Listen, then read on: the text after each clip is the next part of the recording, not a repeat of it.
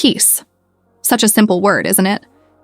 But what if I told you that there is a single word more powerful than peace? A word so sacred, so transformative, that the enemy, your inner enemy, your distractions, your doubts, your past wounds, does everything it can to keep you from it. Today, I will share this word with you. But before I do, I ask that you take one deep breath. Inhale and exhale. Not to prepare your body, but your mind. Pause. He smiles. Let me tell you a story. Years ago, I lived in the heart of a mountain monastery. No roads, no noise. Just the wind, the trees, and time. A young seeker once came to us, eyes full of ambition, soul full of noise. He wanted answers, fast. He wanted peace, quickly. He was chasing silence like a trophy. But silence, I told him, is not something you can catch. It is something you become. So I asked him, "What are you running from?" He answered, "I don't know." And there it was, the first word he had to understand. Awareness. The word the enemy fears. The one word that awakens everything. You see, we are kept from awareness because it brings discomfort. Because when you become truly aware, you begin to see all the ways you've been avoiding life. All the moments you've been living someone else's story. You begin to see the enemy, not outside of you, but the voice within. The voice that tells you you're not enough. You don't have time. You can't change. You'll do it later. That voice is clever. It doesn't scream, it whispers. It doesn't break the door down. It distracts you from noticing the door was ever there. Now, I ask you, how many days have you lived without presence? You wake up, your hand reaches for the phone. Not your breath, not your heart, but your phone. You open your eyes, not to the morning light, but to a screen. You say you have no time to reflect. But how much time do you spend scrolling? He gently leans forward. Awareness. This is the word the enemy doesn't want you to know, because with it, you begin to see clearly. When you are aware, you start noticing the habits that keep you from peace. You start hearing the lies before they root into your beliefs. You start feeling life as it is, not just surviving through it. And I don't just mean meditating or sitting still. No. Awareness is deeper than posture. It is a posture of the soul. It is the willingness to be present with whatever is, even when it hurts. Let me tell you about the day I first met the enemy within. I was sitting under a Bodhi tree, and it had been 4 days since I last spoke.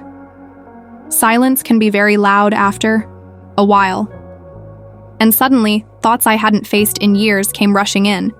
Things I thought I had forgotten, regret, guilt, shame, and I realized this is why most people run. Not from the world, but from themselves. So I sat with it. I didn't run. I didn't resist. I welcomed it like an old friend returning from a long journey. And then came the gift. Not peace, not joy, but clarity. And that clarity, it led to peace. You can't heal what you don't face. You can't love what you don't see. You can't grow if you're always running. The enemy wants you to stay busy, because in stillness, you become powerful. Awareness doesn't change your life. It reveals the life you've already been given. So today, I ask you, what are you aware of right now? Your breath? Your body? The thoughts trying to pull you away from this moment? Bring it all back. Right here. Right now. You see, awareness is the gateway to all the other virtues, to gratitude, to compassion, to forgiveness, to transformation. But without awareness, they remain locked behind the door of your distracted mind. The monk gently holds a cup of tea, watching the steam rise. Do you know why monks love tea? It's not just the taste, it's the ritual. The way the water boils, the leaves unfold, the steam rises. Every cup of tea is a meditation, a reminder to be here, not elsewhere. We drink tea slowly, not because we have all the time in the world, but because we understand time is all we have. The enemy? He rushes, he multitasks, he fears quiet. But the wise? They pause, they observe, They listen. You are not in a rush to become enlightened.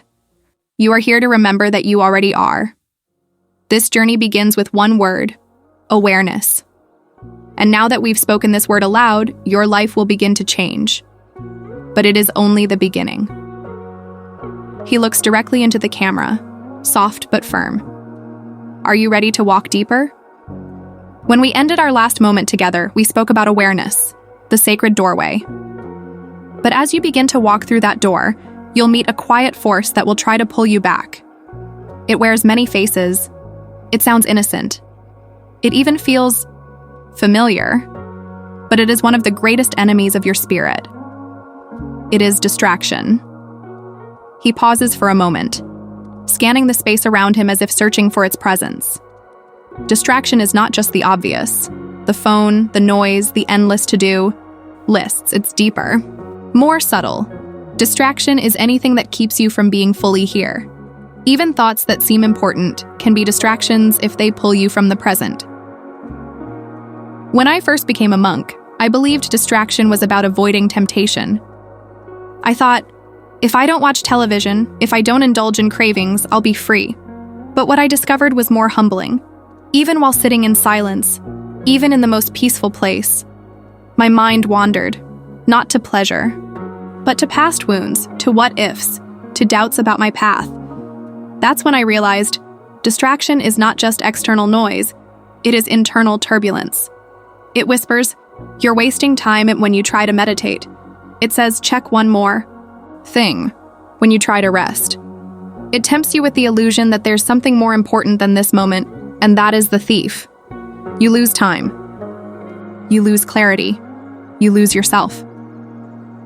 Let me tell you a story. Once, a young monk was tasked with raking the monastery grounds. Simple enough, yes? But his mind wandered. He thought about tomorrow's teachings. He thought about whether he was good enough. He imagined impressing the elder monks. He raked and raked, but his spirit wasn't in the work. An old monk walked by and asked, "Are you raking the ground or raking your mind?"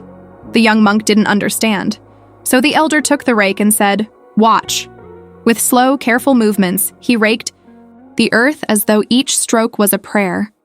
With each motion, he whispered softly, "This moment, this breath, this now." After a while, the ground looked no different. But something had changed.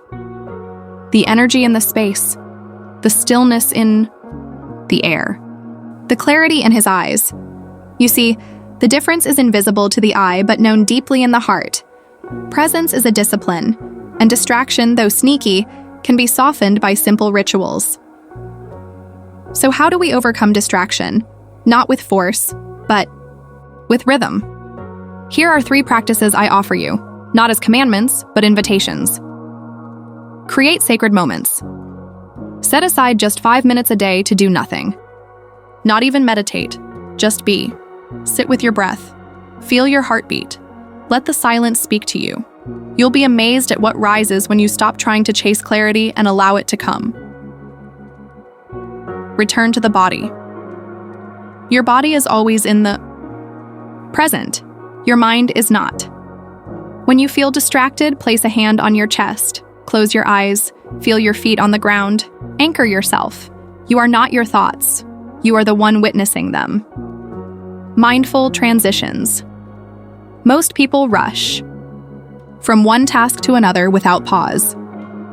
Between your work and your rest, your call and your meal, your waking and sleeping, take 10 breaths. This small pause rewires your attention. It teaches your spirit, I am not in a hurry.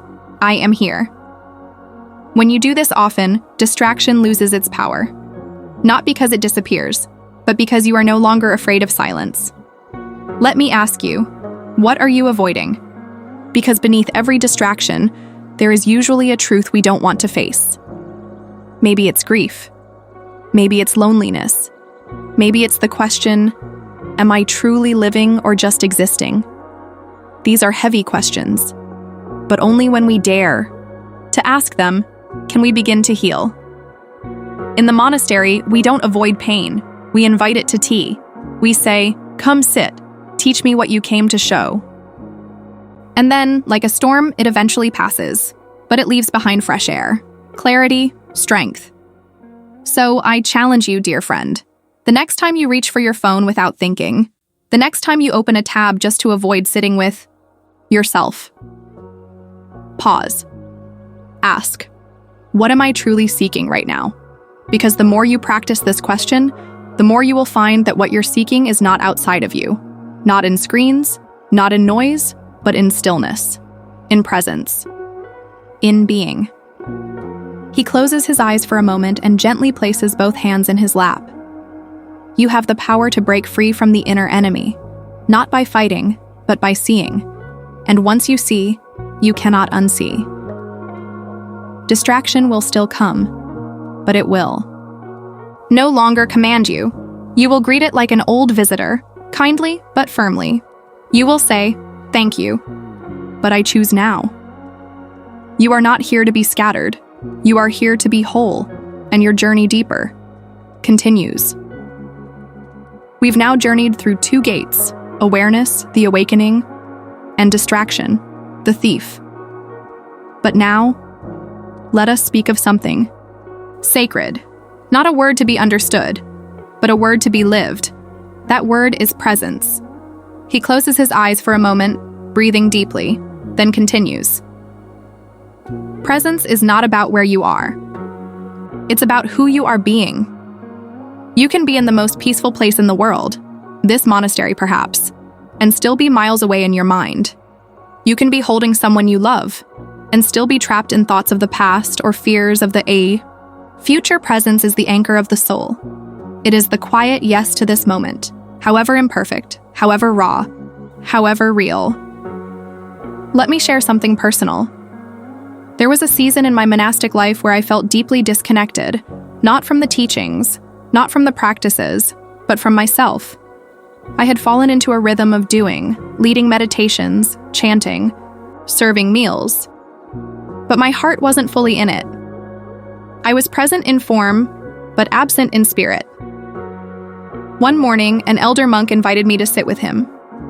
He handed me a bowl of rice, steaming and simple. I remember thinking, why is this moment important? But he simply smiled and said, "Eat as though this were your last meal." Not out of fear, but out of love, out of reverence for the now. I took a bite, and for the first time in weeks, I truly tasted. I felt the texture, the warmth, the gratitude of the hands that prepared it.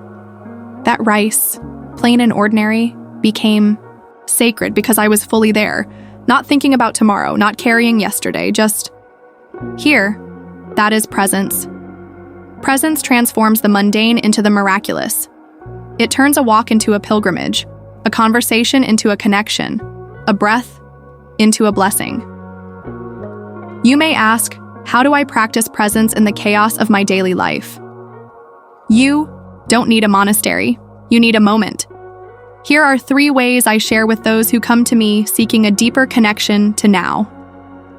1. Name what you feel. When your mind begins to wander, don't scold it. Gently name what arises. Thinking, planning, worrying, daydreaming. By naming it, you reclaim the observer within you, and the observer is always present. 2. Bring presence to the body. Take one daily activity, washing dishes, walking, brushing your teeth, and make it sacred. Feel the water, smell the soap, hear the footsteps. This is not about slowing down everything, but slowing down something. Let your body teach your mind to arrive. 3. Make eye contact with the moment. Before every task, just pause. Whether you're sending an email or picking up your child from school, pause and say silently, "I am here." These 3 words are a doorway. Step through them. He pauses, letting the words breathe. Presence is not about perfection. It's not about always being serene. Sometimes presence looks like tears falling without resistance. Sometimes it looks like laughter, free and unplanned. Sometimes it's messy, but real, and in that realness, you touch the divine.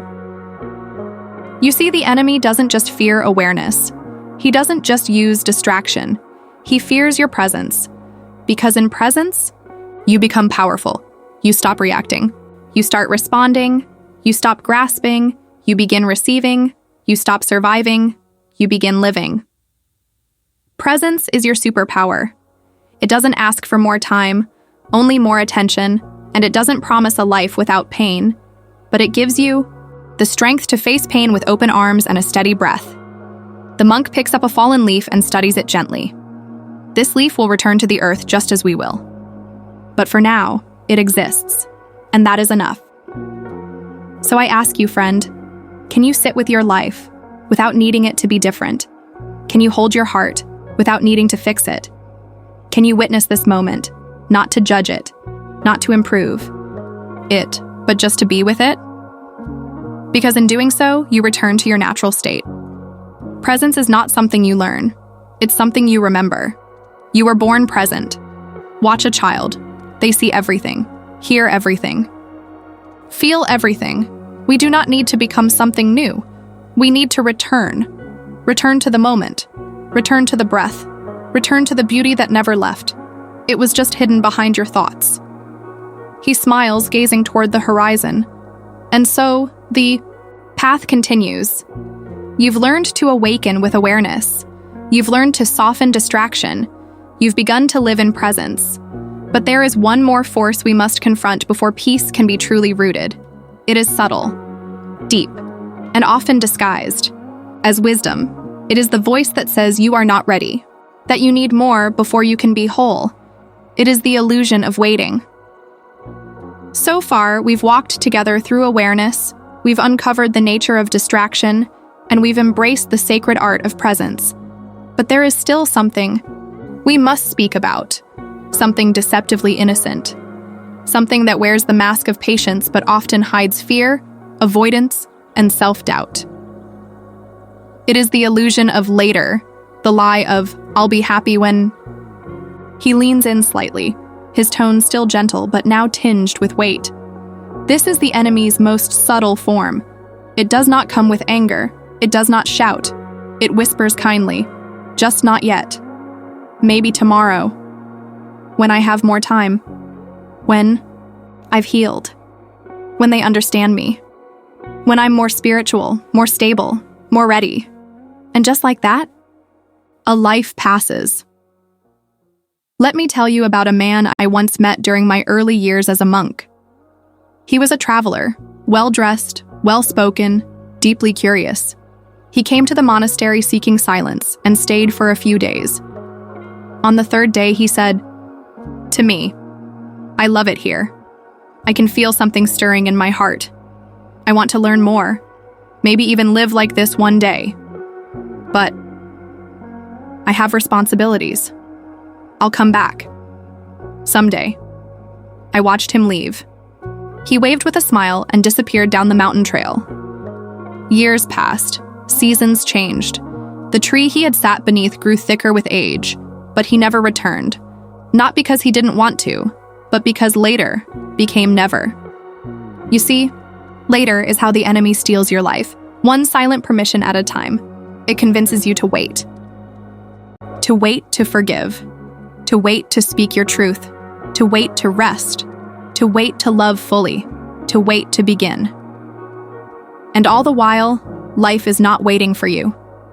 Let me tell you something. The old monks say here, the path is not walked in years or miles. It is walked in moments. If you do not learn to embrace this moment, in its imperfection, in its messiness, in its unfolding, then you will miss the only door that ever truly opens. Now. The monk dips his fingers into the stream, letting the water ripple outward. This stream doesn't pause for permission. It flows. It adapts. It moves forward without certainty. What would your life feel like if you stopped waiting? Waiting for the right mood to meditate. Waiting for the perfect time to begin your healing. Waiting for life to feel easy before you decide to be grateful. The truth is, there is no perfect time. There is no clean doorway into peace. There is only now, muddy, beautiful, honest now. He picks up a small stone from the stream bed. In this monastery, we practice something called immediate action mindfulness. It's very simple. If you think of someone you love, call them. If you feel the urge to sit in silence, do it now, even for a minute. If forgiveness arises in your heart, send it, even silently. Do not wait, because waiting is often fear dressed as logic. You don't need to figure it all out. Before you begin living intentionally, peace is not at the end of a plan. It is found in the decision to be fully present now, with whatever you have. Let me give you a truth that may challenge you. Most people are not afraid of failure. They are afraid of success. Afraid of what will happen when they finally do live from the heart. Afraid of the responsibility that comes with freedom. Because once you stop blaming your past, once you stop hiding behind not ready, you are left with only one thing, your life, and that is a sacred responsibility. But it is also the most beautiful thing you'll ever carry. So, I ask you now, what are you waiting for? Not as a challenge, but as an invitation to speak that word, to take that step, to make that call, to let go of what no longer serves your soul. Because in truth, this moment is the only one promised to you. The monk smiles, softly, the breeze lifting his robe slightly as the sun begins to set behind him. We are not here to delay our awakening. We are here to live as though this is it, because it is. Not in fear, not in haste, but in reverence, in love, in presence. And so, my friend, we are nearing the end of this conversation, but not the journey. In our final page together, I will share with you the deepest truth that I have learned in all my years of silence, service, and stillness. It is the truth that ties all of these words, awareness, presence, and purpose, into a single teaching, and it is this truth that the enemy fears most. You've come far, dear one, from the spark of awareness, through the winds of distraction, into the still waters of presence, and past the illusions of delay. Now we arrive at the final gate, and here I must speak to you not as a monk, but as a fellow traveler, a brother on the same narrow path, because what I will tell you now is not something I read in a sacred book. It is something I have bled for, wept for, sat with in the cold silence of my own soul. This truth cannot be shouted. It can only be offered, like a bowl of water to the thirsty. So, here it is, the one word that sets you free is surrender. He closes his eyes briefly, breathing deeply before continuing. Not surrender as defeat, not as giving up, but surrender as the radical trust that life is holding you, even when it doesn't feel like it. Surrender is the end of resistance. Delay, release of control. The quiet yes to things exactly as they are, not because they are easy, but because they are real. When we resist life, we suffer. We resist pain. We resist uncertainty. We resist endings. We resist the parts of ourselves we were taught to hide. But whatever you resist grows stronger. You cannot heal what you will not face, and you cannot receive what you will not open your hands to accept. I remember a night many winters ago. I was young and proud. I believed surrender was weakness.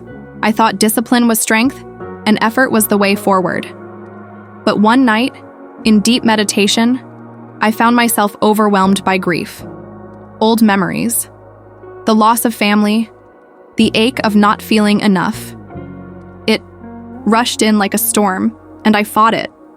I straightened my spine. I deepened my breath. I recited mantras faster. I tried to outpray my pain, but it only grew stronger. Finally, in complete exhaustion, I stopped. I whispered, I don't know what to do. And for the first time, I allowed myself to simply weep. No resistance, no pretense, no performance. And in that raw, sacred surrender, I felt something shift, not in the world around me, but inside me. The peace I had been chasing had been waiting for me in the very place I feared. The center of the storm, You see, the enemy tries to convince you that surrender means losing. But in truth, surrender is how you win yourself back. It's how you return to who you were before the fear, before the noise, before the world told you to armor up. And when you surrender, life meets you, not always with answers, but always with presence, always with grace. Here is what I've come to understand. Surrender is not something you do once. It is a way of walking. Every day, you will face moments that ask for your surrender. Can you surrender your need to be right and instead choose peace? Can you surrender your timeline and trust divine timing? Can you surrender your story of not enough and stand in your truth? This is not weakness. It is the deepest kind of strength. Because anyone can control, anyone can cling, but only the courageous can let go. He leans forward slightly, candlelight dancing in his eyes. So now I pass this final question to you, one that I have asked myself 1,000 times on this path.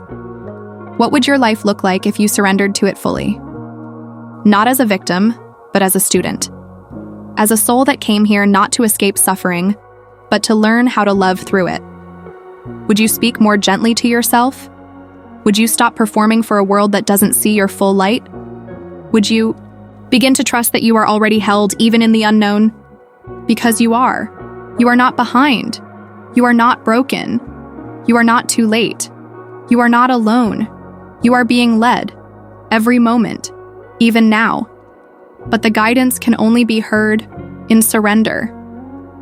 The word you must not let the enemy steal is this: not a word of victory, not a word of control, but the quiet, defiant, powerful word, yes, yes to life.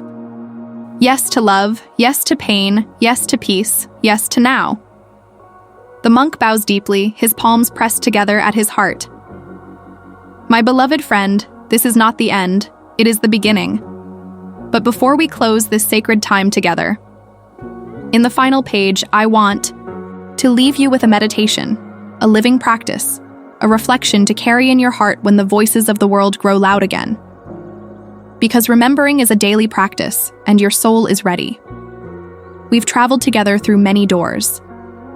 We've awakened through awareness, faced the thief of distraction, discovered the power of presence, broken the illusion of waiting, and now tasted the deep freedom in surrender. And so, dear one, I offer you this final gift, not more words, but an experience. Let us now sit together, not as teacher and student, but as soul and soul. I invite you to join me in a short meditation, a remembering, a gentle return. You may close your eyes if you wish. Let your body settle. Let the world be still for a few minutes. You do not need to do anything, just be. Let us begin. Guided meditation. Remember who you are, take a deep breath in, and exhale slowly. Feel the weight of your body supported by the ground beneath you. The earth is holding you. You are safe here. Breathe in again, and as you do, feel yourself arriving. Here. Now. Exhale. And as you do, let go of anything you've been carrying that is not yours to hold. Thoughts may rise. That's okay. Just notice them, and let them pass like clouds across an open sky. Now bring your attention to your heart, not the beating organ, but the quiet space in the center of your chest. Can you feel it? That stillness, that pulse beneath the noise? It is the place before your name, before your role, before your wounds. It is the home within you. Now listen carefully. Beneath the layers of stress, beneath the stories of not enough, beneath the comparisons and regrets, there is a whisper. And that whisper says, I am. Nothing more is needed. You do not need to add anything to that truth. I am is enough. You are not your failures. You are not your achievements. You are not your fear. You are not your past. Yuminachi Wanai are the awareness behind it all. The sky. Not the weather, the mountain, not the storm. Rest in that knowing. Feel your breath like a sacred tide, rising, falling, carrying you home. Now, quietly repeat after me, either aloud or in your heart. I release what no longer serves me. I return to the peace that has never left me. I trust the unfolding of this moment. I am held. I am home. Now, take one last, full breath in and exhale with ease. When you're ready, gently open your eyes. This is who you are. Not what the world told you to be. Not what fear convinced you to chase. But this deep, calm presence. This quiet strength. This radiant stillness. The enemy fears this word, not because it's loud, but because it's true. You see, you don't need to become more. You need to remember. Remember that you are not here to win a race. You are here to walk with presence, to love with your whole heart, to give when it's hard, to forgive when it's heavy, to return again and again to the now.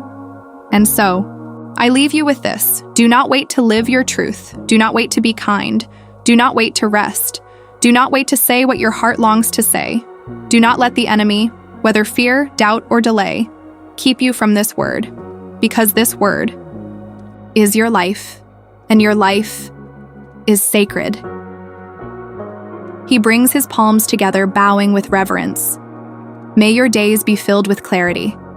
May your steps be guided by grace, and may you always remember, the most powerful path is the one walked in stillness and love. Go gently, my friend. Your journey is just beginning.